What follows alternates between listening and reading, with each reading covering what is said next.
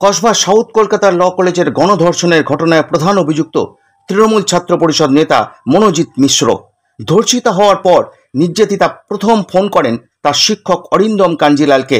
সেই অরিন্দম বাবু এবিপি আনন্দের স্টুডিওয়ে বসে শোনালেন ভয়ঙ্কর সেই ঘটনার কথা, যা তাকে তার ছাত্রী ফোন করে বলেছিল। আমি এবং আমার এক জুনিয়র আছেন অর্পণ সাহা, আমরা দুজনে নর্থ বেঙ্গল ট্রাভেলে গেছিলাম। এবার আমাদের যখন ট্রিপ শেষ হয়ে যায় অ্যাজ ইউজুয়াল, আমরা তখন ফিরছি অলরেডি। তো আমরা ট্রেনে, তো মোটামুটি রাত 11:25 নাগাদ হঠাৎ করে আমার কাছে একটা ফোন আসে। এবার ফোন করে দেখছি, যেহেতু স্টুডেন্ট ফোন করেছে, যেহেতু আমি লটা পড়ানো ল প্র্যাকটিসের পাশাপাশি যেহেতু আমি লটা পড়াই দীর্ঘ সময় ধরে, প্রায় অনেক বছর হলো, আমি ভেবেছি বোধহয় ছাত্রীটি কোনো রিজনে ফোন করেছেন, কারণ সামনেই একটি পরীক্ষা, ওদের যেহেতু সেমিস্টার পরীক্ষা সামনে। তো আমি নর্মালি ক্যাজুয়ালি ফোনটা পিক আপ করি, বলি হ্যাঁ রে বল কি হয়েছে। আমি উল্টো দিক থেকে শুনতে পাচ্ছি মেয়েটি হাউ হাউ করে কাঁদছে। সেই কান্নাটা আমি যদি সুমনদা আপনাকে ডেসক্রাইব করে, আপনি হয়তো এটা নিতে পারবেন না। তা আমি পরিষ্কার করে শুনতে পেলাম ও হাউ হাউ করে কাঁদছে, এবং ওর প্রথম প্রশ্ন ছিল, স্যার রেপ হলে কি হয়? কারণ এটা মাথায় রাখতে হবে, ছাত্রীটি ফার্স্ট ইয়ার ফার্স্ট সেমিস্টার, এই 16 জুলাই থেকে পরীক্ষা দেওয়ার যার কথা। মেয়েটি আমায় প্রথমে ফোন করে বলে, স্যার, ইনফ্যাক্ট মেয়েটি ফর্ম ফিল আপই করতে গেছে, ওটা নিয়ে আমি আসছি ওটাতেই। আমায় ফোন করে বলে, স্যার রেপ হলে কি হয়? আমি একটু চমকে উঠলাম যে কি বলছিস, কি মাথাটা তাকে আছে নাকি? প্রচন্ড কান্নাকাটি করে বলছে, না স্যার আমাকে খুব বাজে লেভেলে রেপ করা হয়েছে। বললাম কোথায়, কিভাবে, হাউ? এবার সমস্যা হচ্ছে কি, যখন আমরা ট্রেনের ভেতর থাকি, নেটওয়ার্কের একটা ফ্ল্যাকচুয়েশন থাকতেই পারে এবং থাকেও, পুরোপুরি শুনতে পেলাম না। আমাকে বললো, স্যার আমি আজকে আমার কলেজে ফর্ম ফিল আপ ছিল, আমি ফর্ম ফিল আপের জন্য আজকে গেছিলাম। ইউজুয়ালি ফর্ম ফিল আপ আমাদের 3:30 ওই টাইমের ভেতরে এন্ড হয়ে যায়। আমরা একটু বসেছিলাম, বন্ধু বান্ধব আড্ডা মারতেই পারে, যে কোনো জায়গাতেই আড্ডা মারার সম্পূর্ণ তাদের অধিকার আছে, আমরাও বেড়েছি। এবার in that moment of time 4:30 পরে এই গোটা ঘটনাটা যখন ক্রিয়েট হয়, যখন জিনিসটা শুরু হয়, in that moment of time এই সাউথ কলকাতা ল কলেজে ইউনিয়ন রুমে সবার প্রথমে আমার স্টুডেন্টটিকে নিয়ে যাওয়া হয় ফার্স্ট টাইম। সেখানে গিয়ে তাকে একদম যাচ্ছে তাই লেভেলে প্রথমে মলেস্ট করা হলো।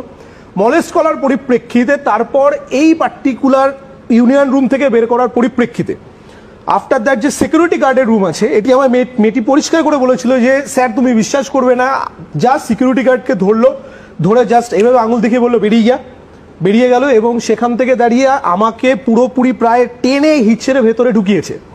ঢোকানোর পরিপ্রেক্ষিতে দাঁড়িয়ে আমি তখন লিটারেলি ভয় পেয়ে যাই, এবং আমি প্রচন্ডভাবে কান্নাকাটি করতে থাকি। আমি বলি এরকম করো না, এবং ইভেনচুয়ালি আমি স্টেটমেন্টটা কোট করে বলছি, আমার প্রথমে প্যান্ট খোলা হয়, তারপরে আমার টপ পোর্শন খোলা হয়, আমার ইনার ওয়্যার্স খোলা হয়, এবং আমি ডাইরেক্টলি আবার বলছি, আমি কোট করে বলছি, পরিষ্কার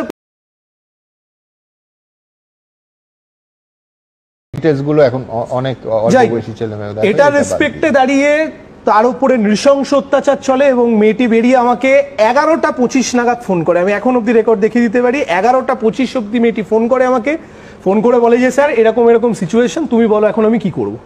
বললাম ইমিডিয়েট বেসিসে যাও, বাবা মার সাথে ইমিডিয়েট কথা বলো। না আমি বাবা মাকে জানিয়েছি। না এখন তুমি বলো আমি আইনত কি করতে পারি। বললাম এটা তোর কোথায় ঘটেছে? না স্যার কলেজ প্রেমাইসিসের ভেতরে। বললাম ইমিডিয়েটলি তুমি কসবা থানায় যাও, ইমিডিয়েট বেসিসে এফআইআর লঞ্চ করো, এবং মেডিকেল এক্সামিনেশন যা থাকবে ইনভেস্টিগেটিং অফিসার তোমায় গাইড করে দেবেন। এই হচ্ছে সিচুয়েশন সুমন, যেটা আমি কোনোদিনও ভাবতে পারিনি। এবং আমার মতো একটা মানুষের জন্য এটা দুর্ভাগ্য যে আজকে এই স্টুডিওতে এখানে বসে আমাকে এই কথাগুলো বলতে হচ্ছে, যেখানে কিনা একজন ছাত্রীর গর্বে আমার বেশি করে আনন্দিত হওয়া উচিত। আজকে আমি একজন শিক্ষক হিসেবে আমার আজকে লিটারালি লজ্জা লাগছে যে আমার ছাত্রী এইভাবে গণধর্ষিতা।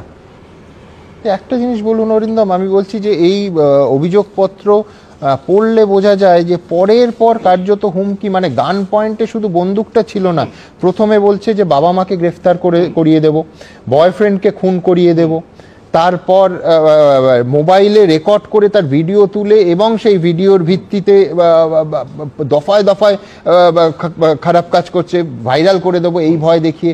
আমি বলছি যে এই ভাষা তো ক্ষমতার, আমি বলছি একজন সাধারণ মানুষ, আপনি যারা 8-10 জন স্টুডিওতে বসে আছি, কেউ বলতে পারবো যে কারুর বাবা মাকে গ্রেফতার করে দেবো? কি করে করবে? গ্রেফতার তো করবে পুলিশ আর প্রশাসন, খুন করিয়ে দেবো। আমি বলছি কতটা ক্ষমতাশালী হলে সে প্রাক্তন ছাত্র নেতা হতে পারে, সে ওইখানে মানে আমি বলছি কলেজের অস্থায়ী কর্মী হতে পারে, কতটা ক্ষমতাশালী। মেয়েটি লিখেছে যে ও পায়ে পড়েছে, মানে হাতে পায়ে ধরেছে, কিন্তু কোনো রেয়াত করেনি। শেষে যখন মানে হকি স্টিক দিয়ে মারতে গেছে তখন ও কার্যত মারা গেছে, মরে গেছে।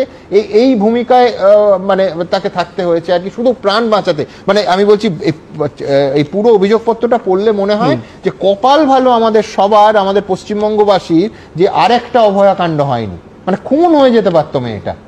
সুমনদা একদমই তাই। মানে এই দিক থেকে বলবো সত্যি ওর কপাল ভালো যে ওকে মেরে ফেলেনি ওই প্রেমাইসিসটার ভিতরে, এটা সত্যি শি ইজ ভেরি লাকি। এবং হ্যাঁ, মারাও যে যায়নি সেটাও সত্যি খুব, মানে মেয়েটি অত্যন্ত লাকি। কেন বলছি, এই যে কথাটা আপনি বললেন যে বয়ফ্রেন্ডকে মার্ডার করে দেবো, আমাকে কিন্তু মেয়েটি ফোনে এটাও পর্যন্ত জানায় যে স্যার তুমি বিশ্বাস করবে না, এইভাবে আমাকে ফোন বের করেছে, ফোন বের করে বারবার করে আমায় বলছি তুই দেখবি তোর বয়ফ্রেন্ডকে এক্ষুনি মার্ডার করে দেবো, দেখবি তোর মা বাবাকে এক্ষুনি এই মুহূর্তে অ্যারেস্ট করে দেবো, তুই দেখবি আমার ক্ষমতা কত, তুই দেখবি আমি কি করতে পারি তোকে। এই সিচুয়েশন ছিল। এবং সুমনদা এই ঘটনার সূত্রপাত তো আজকে নয়। একটা মানুষ কখনো কিন্তু রাতারাতি দাঁড়িয়ে ক্ষমতাবান হতে পারেন না। একটা মানুষের ক্ষমতা অর্জন করতে সময় লাগে, ক্ষমতা শেষ করতে 1 মিনিট লাগতে পারে, কিন্তু ক্ষমতা অর্জনের সময় লাগে। এই যে সিন্ডিকেটটা কাজ করছে, এই তো আজকের ঘটনা নয়। আমরা যখন ল পড়ছি আমরা সেই সময় থেকে জানি যে এই ধরনের একটা সিন্ডিকেট চলছে, এবং এই সিন্ডিকেটটা নিয়ে আমরা বহুবার বহু রকম ভাবে বহু দিক থেকে সতর্ক করেছি, সাবধান করারও চেষ্টা করেছি যে এই সিচুয়েশনটা ঠিক নয়। বাট অ্যাজ ইউজুয়াল মনোজিৎ মিশ্রের সঙ্গে ছবি রয়েছে তৃণমূল কংগ্রেসের একাধিক নেতার। ঘটনার পর সবাই অস্বীকার করছেন ছবি থাকলেও তার সঙ্গে তাদের সেরকম যোগাযোগ নেই। প্রভাবশালীদের হাত ছিল বলেই সে এত বেপরোয়া হয়ে উঠেছিল। 2014 সাল থেকে অপরাধ শুরু করে মনোজিৎ মিশ্র একটা দিনের জন্য জেল খাটেননি। এমনকি অস্ত্র আইন ও শ্লীলতাহানির ঘটনাতেও জামিন পেয়ে গিয়েছেন।